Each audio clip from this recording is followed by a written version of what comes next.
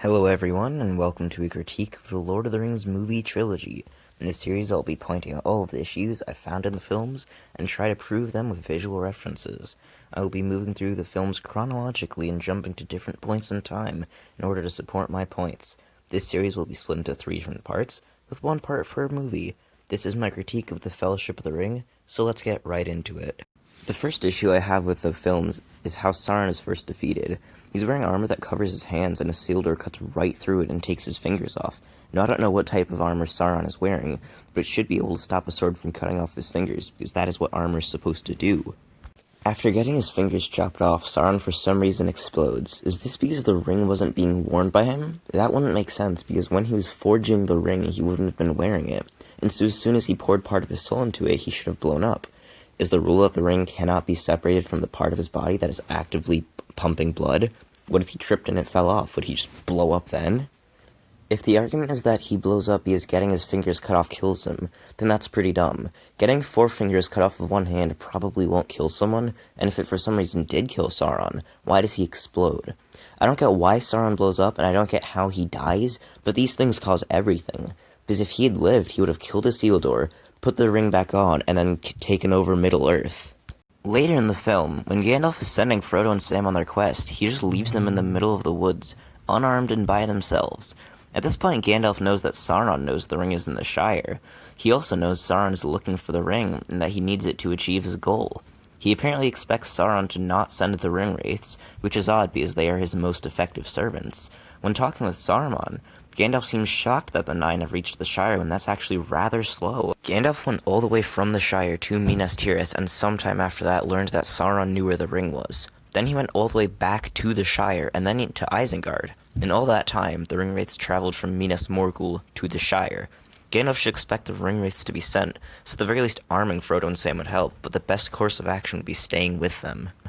After setting out on their adventure, Frodo and Sam bump into Merry and Pippin. Merry says they've been stealing from Farmer Maggot, and apparently they've been stealing at a rate of once every week. If they come to this farm once every week, it's very contrived that they happen to be stealing in the few-minute period Frodo and Sam would be here. It's also contrived that while they could have been anywhere in the entire field of crops, they happened to bump into each other. It's also convenient that the hobbits encounter their first ringwraith by falling onto the road it happened to be going down at that time. When Saruman betrays Gandalf, he defeats him and then sends him flying up into the tower. For some reason, Orthanc has a massive hollow space in its center, which seems like a really impractical design. As the hobbits are leaving the Shire, the ringwraiths seem to already know to look for them. But at this point, all they've done was get off the road when a ringwraith came down it. So unless the ringwraiths can sense the ring, they shouldn't be aware Frodo has it. And we know they can't sense the ring because a ringwraith flies right over Frodo and Sam in the 2 towers and doesn't notice. At this point, Frodo hasn't put on the ring, so they couldn't have used their wallhack powers yet. Are the wraiths pursuing every single hobbit they see and killing them? We can assume not, because they kill a hobbit standing in the road and they don't loot his corpse for the ring, so there's no way that that's what they're doing. And now we arrive at Weathertop. This fight scene is odd. The first thing that stands out is how the wraiths don't kill the hobbits. We know the wraiths want to kill the hobbits because they repeatedly stabbed what they thought the hobbits were at the inn. But in this fight, they mostly leave the hobbits alone, and at one point just throw Sam off to the side instead of killing him. They for some reason don't kill Frodo.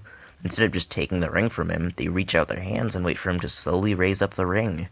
If the argument is that they want another wraith, the knives did that, so they could have done that at any other point. If the argument is they wanted to capture the hobbits, then why did they try to kill them at the end of the Prancing Pony? Moving on to the rest of the fight, Aragorn's strategy isn't great. He surprises the wraiths, and instead of pressing his advantage and burning a few of them, he keeps them at bay by swinging his torch around. This allows them to recover, and effectively wastes the advantage of surprise. After they recover, Aragorn should lose this fight. There's 5 of them and only 1 of him, so they could all just attack him at the same time and kill him. Them being scared of fire isn't a good explanation, because not only do them being completely set on fire have no significant effect, but they're also immortal, at least to some extent. Some of the wraiths get completely set ablaze, and when we see them a few hours later as they're chasing Arwen, they're fine. The only effect of the fire seems to be pain, so the wraiths being this scared of it does not make sense. Their one main objective is getting the ring, so surely suffering pain in order to retrieve it would be worth it. If the argument is that Aragorn could take on all 5 of them, then not only do we not know that, but why is that the case? While Aragorn is a skilled fighter, the wraiths are a few thousand years old and were given the rings due to their skills. Why would 5 of them, including the Witch King, not be able to take on Aragorn? This entire fight happened because Aragorn just left the hobbits alone for hours in order to look around for, something. He left them alone while the ringwraiths were tracking them, and they possessed the most important thing in the world.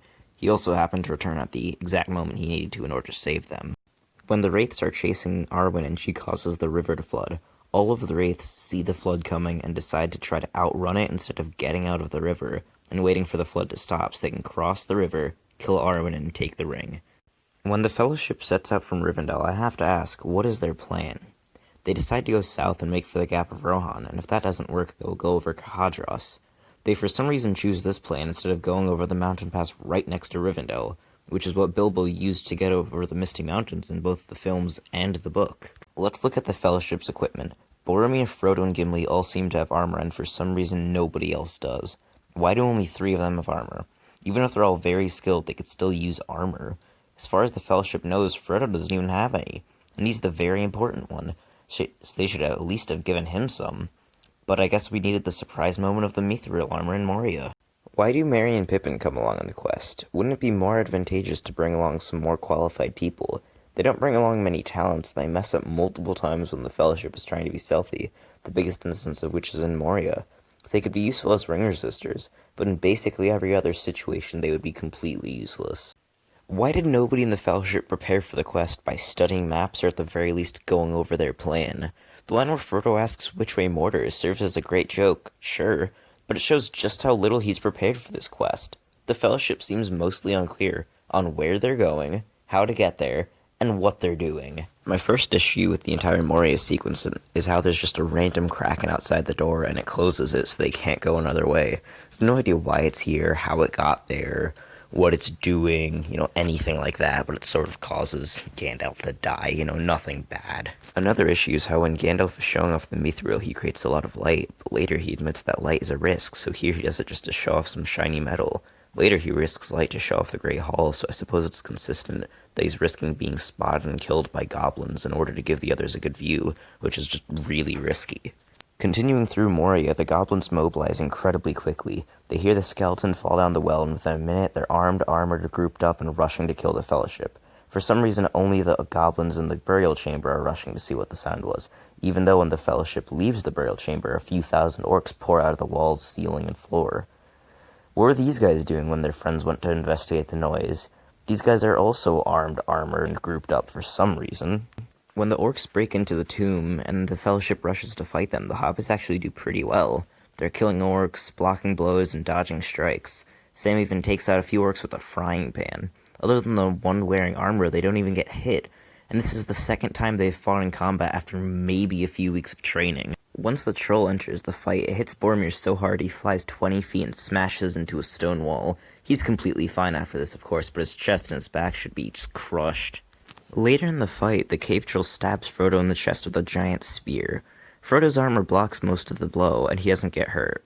While his armor seems like it would be useful for preventing him from getting stabbed, there would be a ton of blunt force behind the blow, and Frodo's armor wouldn't stop all of it, so he should be much more injured than he is. When the Fellowship reaches the top of the Great Staircase, Gandalf waits behind and tells Aragorn to lead the Fellowship on.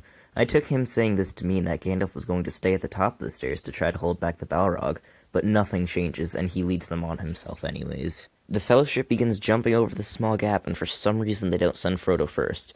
He actually waits, and he's one of the last 2 people on the stone pillar. Aragorn tells him to lean forward, and somehow this actually works. But 2 people leaning forward on this gigantic stone pillar would not influence it in any way.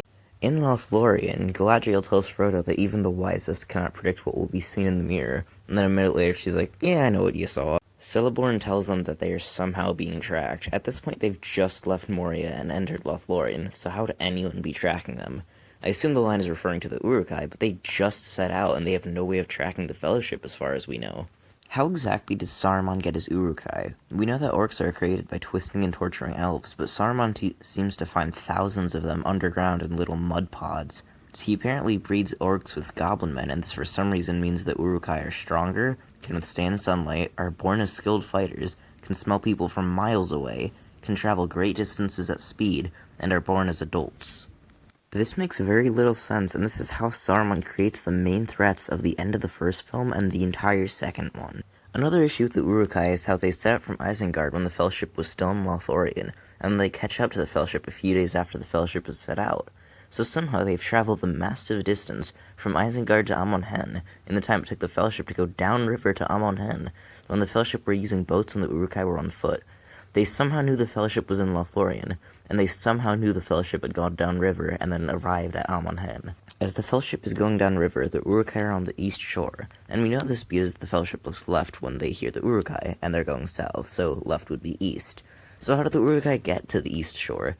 Did they bring boats? Did they swim? Why would they cross the river and get onto the east shore if they were going to Lothlorien, which is on the west shore? At Amon Hen, when Frodo escapes Boromir by putting on the ring, he for some reason zooms in on Barad-dûr and scrolls up to see the eye. Every other time he's put on the ring, he just sees the eye. So what is it with the zooming and free-camming around the tower? When Aragorn fights the Uruk-hai in order to buy Frodo time, a lot of his hits shouldn't be doing what they're shown to do. He hits some orcs with the crossguard of his sword and they go down. He kicks a few orcs and they go down. He even just hits some in the armor and they die. While Boromir's death scene is mostly great, there's a couple of dumb things. The first one is how the orc that was rushing towards Merry and Pippin was going to kill them. It was winding up its axe as if it was going to cut open their skulls, even though its orders are to capture the hobbits. When Boromir is fighting off the Uruk-hai, he's cutting and stabbing right through their armor. While this is happening, Merry and Pippin pick up some rocks and are somehow strong enough to throw them with enough force to knock the Uruk-hai off their feet. Boromir gets really lucky he doesn't get instantly killed by these arrows. While nearly every other arrow in these movies kills whoever they hit instantly, even when that person is wearing armor, he survives for a while. This has been my critique of the Fellowship of the Ring. I hope you agreed with at least some of my points, but if not, I'd love to see your responses in your own videos or comments. See you all in a couple of weeks for my critique of the Two Towers.